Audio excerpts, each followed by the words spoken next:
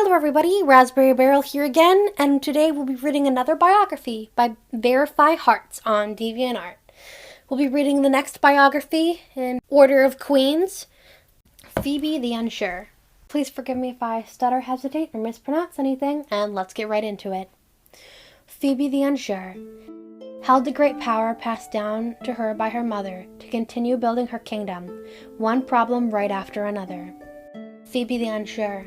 Born 8 a.m., died 59 a.m., was reign 38 a.m. through 54 a.m., spouse Terminus Pine, children Miranda Butterfly.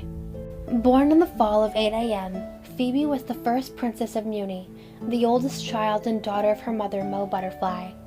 Phoebe was a very shy woman even as a young child. She was always hanging on to her mother's dress or hiding behind her father's back wherever they went. At the birth of her younger sister, Phoebe became very upset whenever her parents didn't give her attention. She gained a fear of rejection and abandonment. She would hold on to this fear for the rest of her life. In 16 a.m., Mo had Phoebe meet up with the other noble children, hoping to have her daughter make some friends.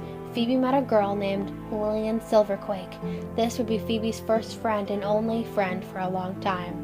One day, while taking a walk, Phoebe got lost and walked into the royal stables.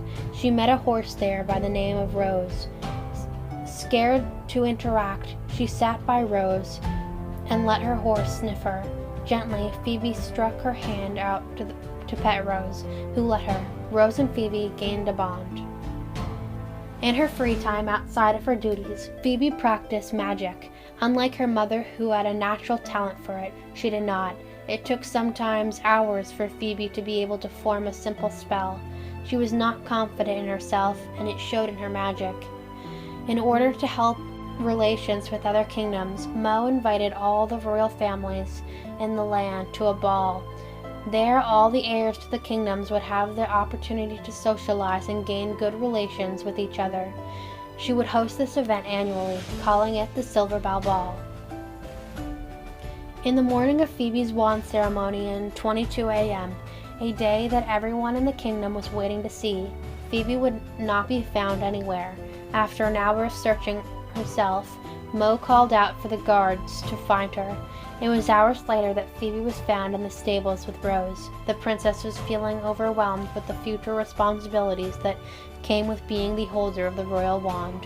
Mo took a seat by her daughter, pulling her onto her arms gently, and proceeded to comfort the princess. She told her, "Being a princess is hard, but remember, you are never alone." With this encouragement, Phoebe was able to continue the wand ceremony, becoming the second holder of the royal wand. In 15 a.m., Phoebe met her aunt Lillian, her father's sister, for the first time in her life. She was instantly ridiculed by her aunt, who told her she was a poor excuse of a princess and couldn't hold her own in any form. This string of insults caused Phoebe to run out of the rooms and burst into tears to her mother, who banned her sister-in-law from ever coming to see them again. Phoebe didn't see her aunt again till adulthood. Soon after the event with her aunt, Phoebe met Firminius Dragon, the second son of the noble dragon household. He was a tall boy for his age, and never seemed to stop growing. He had orange hair and kind blue eyes. He was a patient boy who understood Phoebe's crippling shyness and never pushed her into things she was uncomfortable with. It was in early 17 a.m. that the two started dating. It was Phoebe's first and only boyfriend. In 28 a.m., Phoebe was crowned Queen Butterfly of Mewni. There was no running away like during the wand ceremony. With the support of her family and boyfriend, she was able to complete the ceremony with no complications. In the crowd, she swore to see her aunt Lillian staring grimly at her, but said nothing. In the early years of Phoebe's reign as queen, she relied heavily on her mother's wisdom on how to rule. She almost always asked her opinion before signing anything or settling anything. This was something she hoped to break out of so she could prove to herself to be as great a queen as her mother. After 10 years of courtship, Firmonius asked Phoebe's hand in marriage.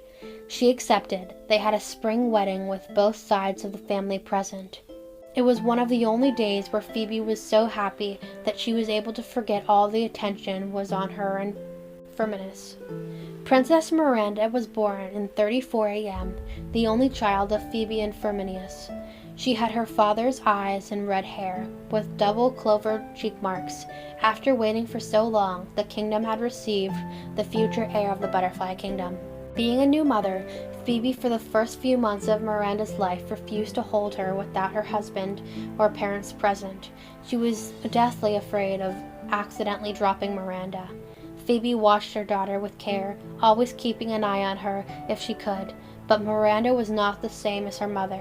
While she carried her mother's kindness inside her, she also had a determined nature about her. She was curious and headstrong. Phoebe passed the wand to her daughter Miranda at 48 a.m. She was determined to not let the same thing happen to her daughter that happened to her on her own wand ceremony. The night before, Phoebe snuck into her daughter's room and told her daughter the story of how she was scared to receive the wand, but she knew her daughter would be great. The bond between Phoebe and Miranda was a strong one. In the year 50 a.m., late one night while Phoebe was signing papers, the magical being known as Glosric appeared before her. Phoebe was frightened and refused to let him come near her for many minutes as he attempted to explain who he was. After a long struggle, he introduced himself. He was the living embodiment of the wand, and he was there to help her. That night, he created for Phoebe the first version of the Book of Magic.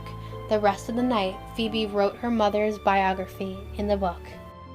In 54 a.m., Phoebe passed the crown off to her daughter Miranda at the age of 20. Her declaration as queen was that a new queen was to be crowned at the age of 20, unless her mother passed early or was proven to be unfit to rule.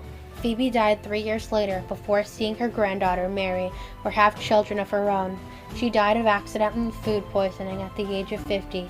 She was buried next to her mother in the royal crypts. Miranda declared a month of mourning for her mother.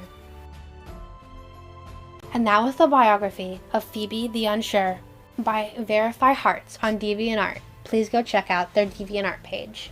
Thank you all for listening, and I hope you enjoyed this biography. Have a great rest of your day, and I'll see you next time. Goodbye!